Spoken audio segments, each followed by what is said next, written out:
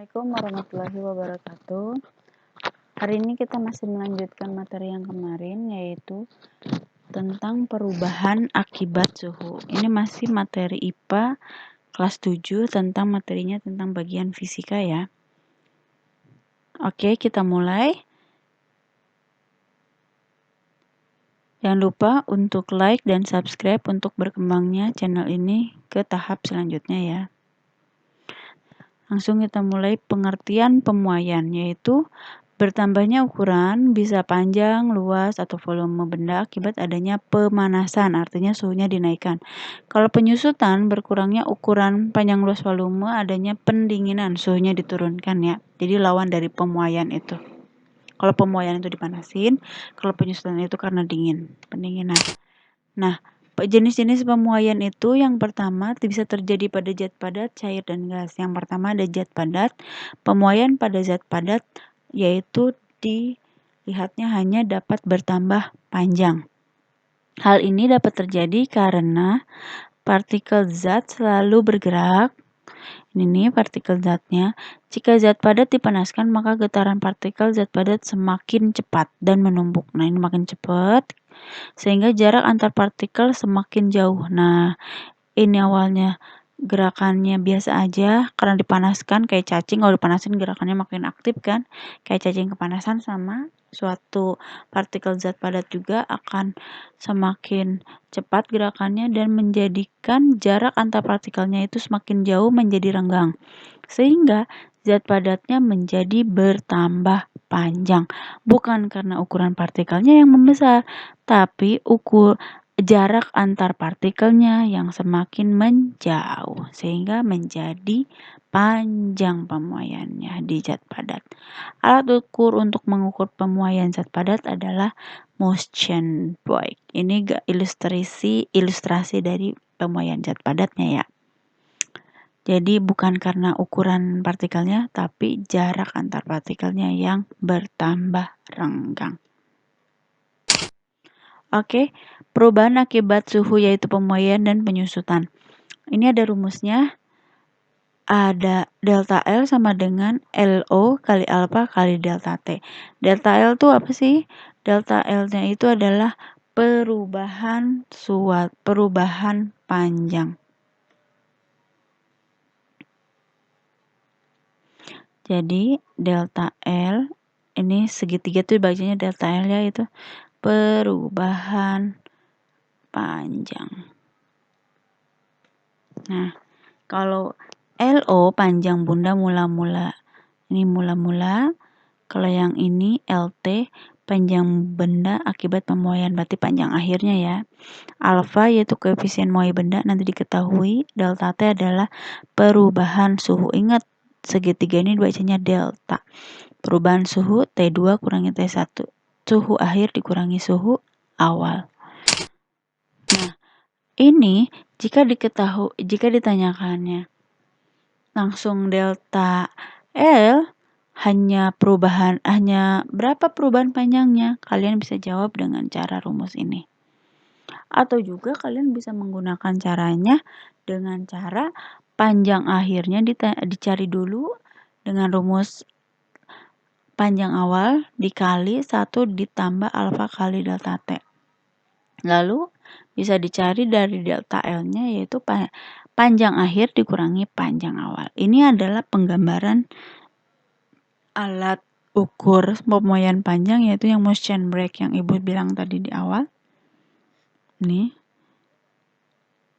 Nah, ini penampakan secara ilustrasi gambar. Ada logam-logamnya, lalu nanti dipanaskan, nanti dia akan bertambah panjang, nanti akan kelihatan di jarumnya. Ada skalanya. Nah, ini penampakan penampakan aslinya dong. Seperti ini batang besinya, nanti dipanaskan, nanti dia akan bertambah panjang. Nah, dilihatnya ini, tahu bertambah panjangnya ini dari skalanya nih, terlihat nih ada skalanya, bisa terlihat dia itu bertambah panjang. Nah, contoh soal pemuaiannya. Jangan lupa kita tulis dulu. Diketahui panjangnya 10 meter. Berarti kalau panjangnya berarti dia LO 10 meter. pada suhu 20 derajat Celcius, berarti itu dia T1, 20 derajat Celcius. Suhunya jika saat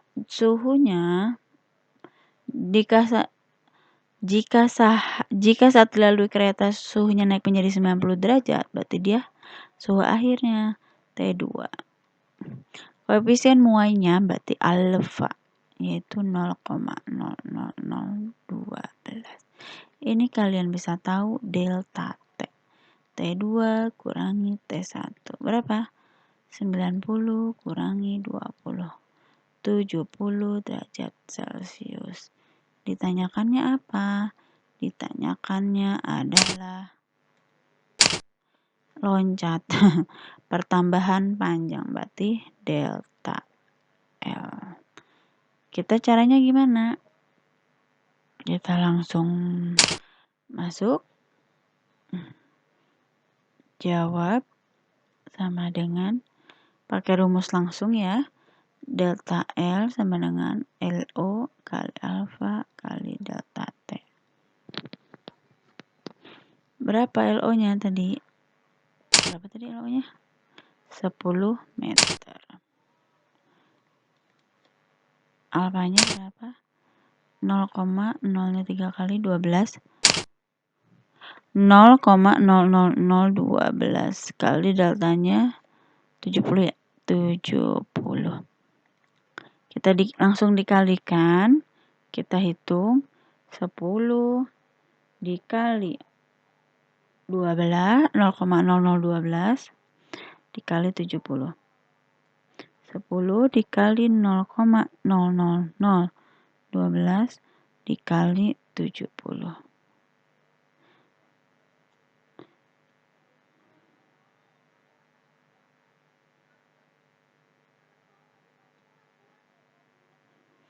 (0,084) satuannya meter. Ini kalau misalkan kalian mau pakai cara matematika, ini hasilnya 0,84 ya. Ibu ajarin cara matematikanya, kan kita tidak diperbolehkan menggunakan kalkulator ya.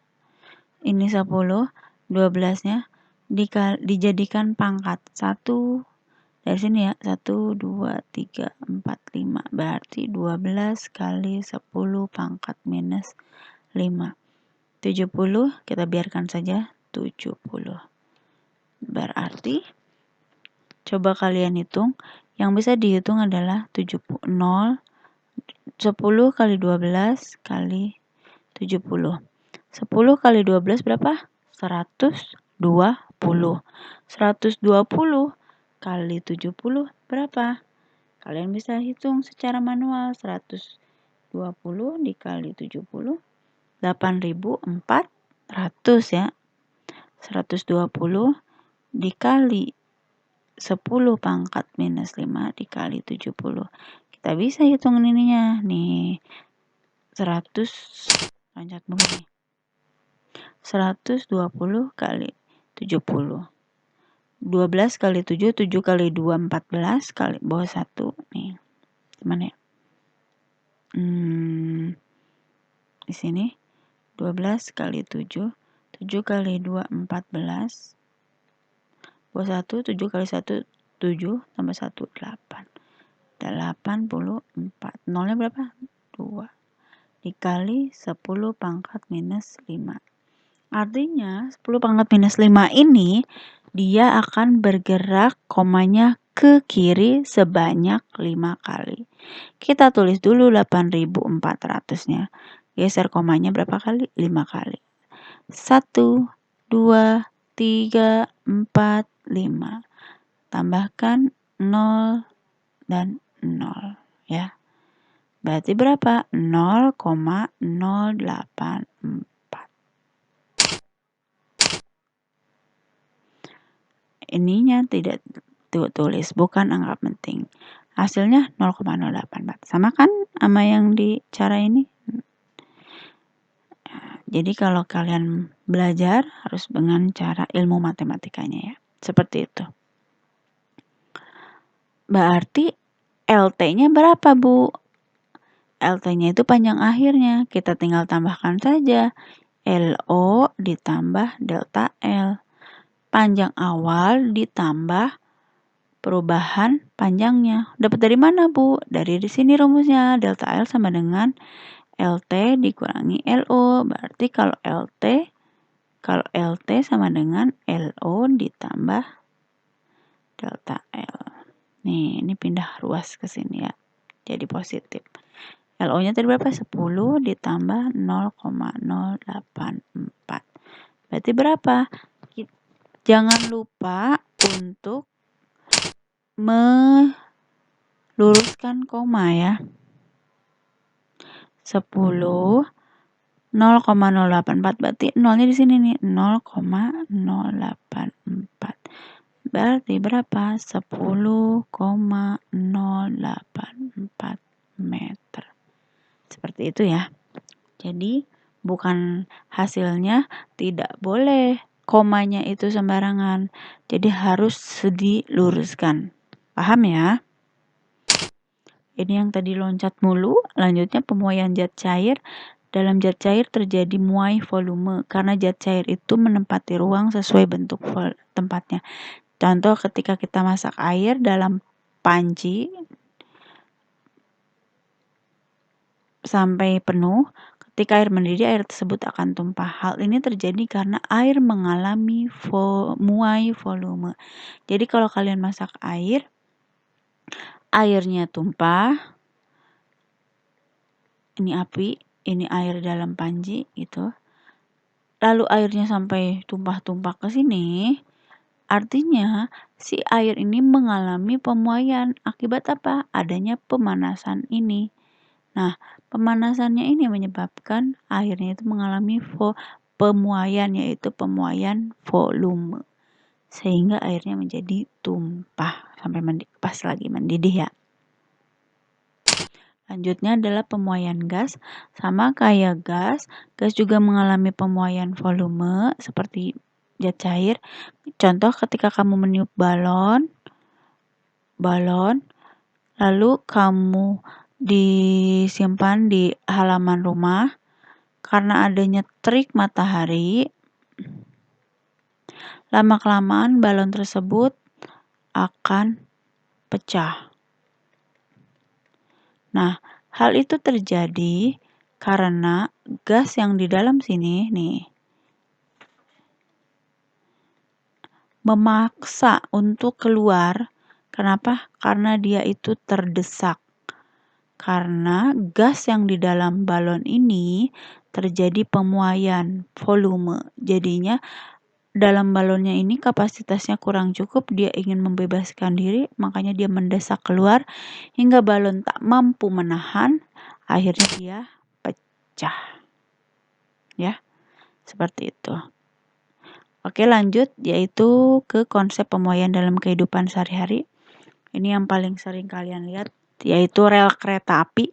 Rel kereta api dikasih celah nih,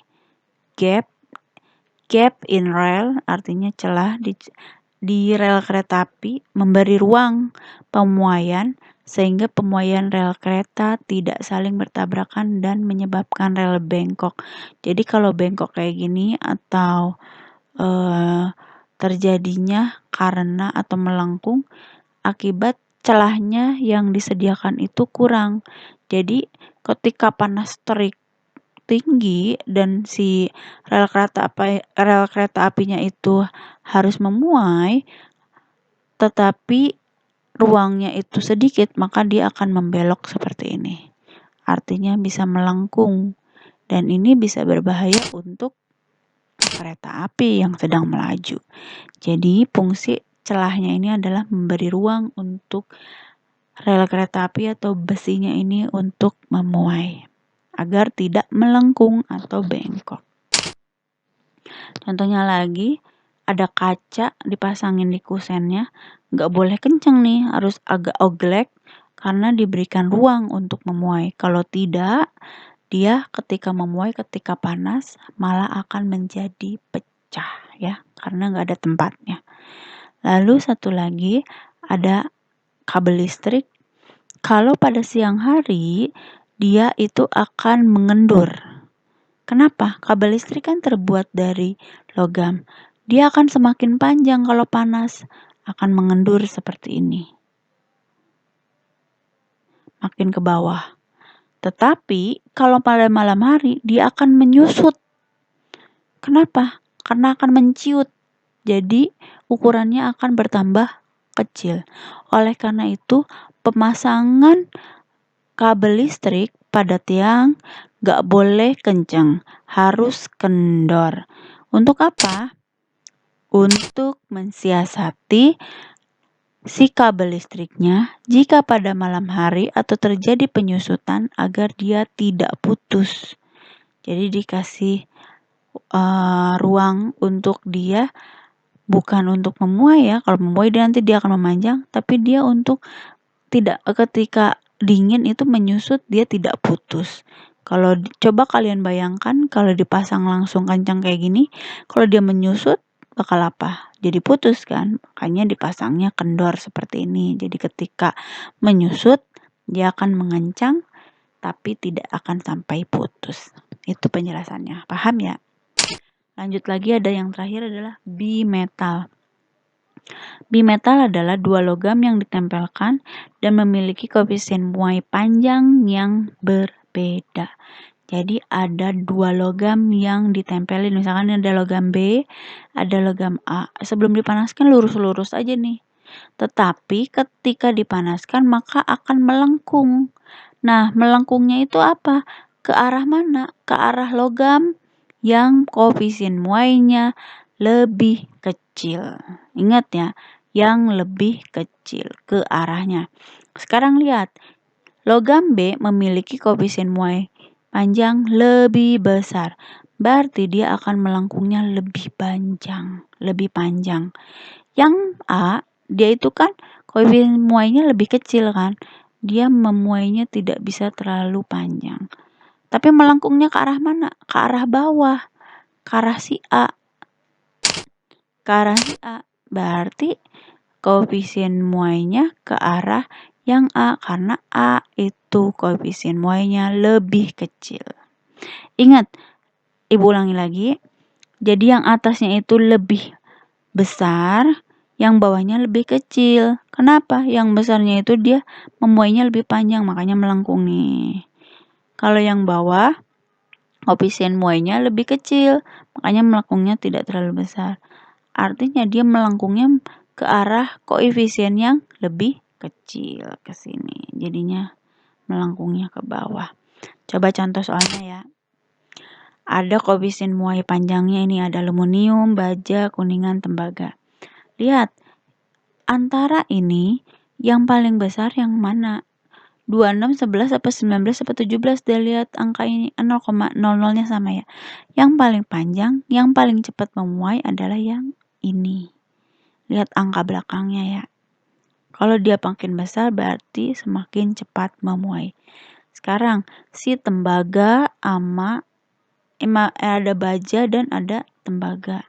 Lihat, si baja ini sama tembaga. Baja berapa? 11. Tembaga berapa? 17. Lebih besar mana? Nomor 1. Koefisien muainya. Si baja apa si tembaga? Tembaga. Tembaga lebih besar koefisien muainya dari baja. Berarti si baja akan melengkung lebih panjang, ya enggak? Nah, si baja yang bawahnya melengkungnya lebih pendek. Lalu ke arah mana dia melengkungnya? Ke arah koefisiennya yang kecil. Koefisien yang kecil yang mana? Koefisien kecilnya yang baja. Makanya dia melengkungnya ke arah baja. Nah, ke arah baja. Berarti nomor 1 betul nggak? Betul, dia ke arah. Ini kenapa ya loncat mulu? Ke arah baja. Nah,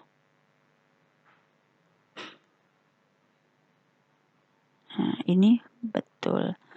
Yang nomor 2, tembaga dengan kuningan. Tembaga 17, kuningan 19. Berarti kuningan lebih besar dibandingkan tembaga. Mana lihat, dari sini tembaganya sama kuningannya. Kuningannya aja lebih pendek, tembaga lebih panjang. Udah salah ya, karena kuningannya harusnya lebih panjang. Berarti ini salah.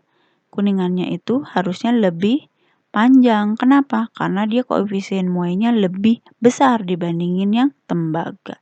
Tembaga harusnya lebih kecil karena koefisien muainya lebih kecil dibandingkan kuningan.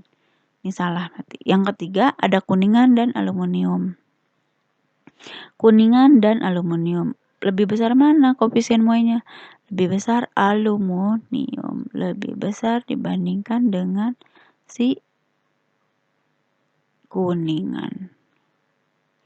Lihat aluminium 26, kuningan 19. Coba aluminium lebih panjang lebih pendek dibandingin kuningan? Lebih panjang, betul ya. Karena dia lebih cepat memuai. Kuningannya gimana? Lebih kecil kan, lebih pendek ya. Betul. Sekarang arahnya melengkungnya kemana? Ke arah mana dia? Ke arah koefisien yang muainya yang lebih kecil. Ingat, arahnya koefisien yang lebih kecil. Berarti arahnya ke arah kuningan. Betul nggak? Betul, karena kuningan. Berarti dia betul nomor 3. Kita cek yang nomor 4. Baja dengan aluminium. Baja sama aluminium. Aluminium lebih besar daripada baja. Aluminium 26, bajanya 11, jauh ya. Jadi kalau dilihat aluminium harusnya lebih panjang dong. Si bajanya lebih pendek. Ya enggak? Karena koefisien muai panjangnya lebih panjangan si aluminium, lebih cepat panjangnya. Baja itu masih jauh. Jadi harusnya gambarnya terbalik ya. Nih. Gitu. Berarti ini salah. Jadi jawabannya 1 dan 3. Ingat, koefisien muai panjang itu menyatakan kecepatan si logam itu jika dipanaskan bertambah panjangnya. Jadi, semakin besar koefisien muai panjang, semakin panjang pula si logam itu memuainya. Jadi kalau misalkan per derajat 1 derajat Celcius, perpanjangannya kalau dinaikkan 1 derajat Celcius, kalau aluminium itu cepat panjangnya 0,0026. Kalau baja cuma 0,011, berarti lebih cepat panjang mana? Yang aluminium. Ini yang disebut dengan koefisien muai panjang. Paham ya? Semoga bisa diikuti. Jika masih kurang paham bisa diulangi lagi. Kalau masih kurang paham juga bisa ditanyakan langsung ke Ibu. Oke, terima kasih. Wassalamualaikum warahmatullahi wabarakatuh.